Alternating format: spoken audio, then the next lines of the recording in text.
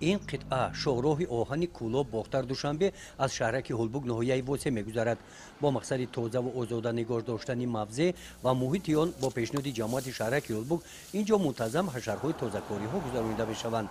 این نوبت به کارهای پاککاری شفت راه مذکور از پرتاها اختیاریان نزد بخش کار با جوانان و ورزش جلب گردیدند.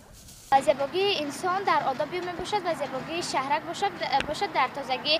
ما امروز هیئتی ولنتیاران تصمیم گرفتیم که آمده یک عکس تازگی گذرانیم و از هر یک ساکنی شهرک خواهش میکنیم که در تازگی محل سهم خود را گذارند، زیرا که تازگی گروی سلامتی است. پرتوهایی که از شفت این را حشرچیان جمع‌آوری نمودند اساسا قوطی‌های پلاستیکی و سلوفان و خسپوره‌ها می‌باشند که آنها را مسافران سواری واگن‌های پویزد مسافربری پرداختند. از این رو به اشتراکچیان اکسیا اطلاع داده شد که در سمت تازه نگاه داشتن محیط زیست معرفت اکولوژی را رعایت نموده و این نکته را که در پایان سال گذشته رهبر دولت درج گردیده بود به همسالان و دیگر ساکنان در ملاقات و واخوری‌ها فهمانند.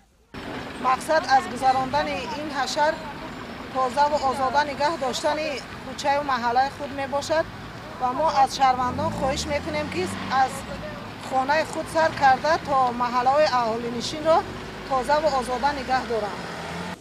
با اشتراک اختیاریان بخش کار با جوانان و ورزش همین گونه حشرها در سمت تازه نگاه داشتن محیط زیست و برگزاری ملاقات با ساکنان در سمت تازگی محل در دیگر محله‌های شهرک گذرانیده شدند. گزارش خواجه نظریف، خدای نظر ظهور و از ناحیه واسه برای برنامه اطلاعاتی نوید.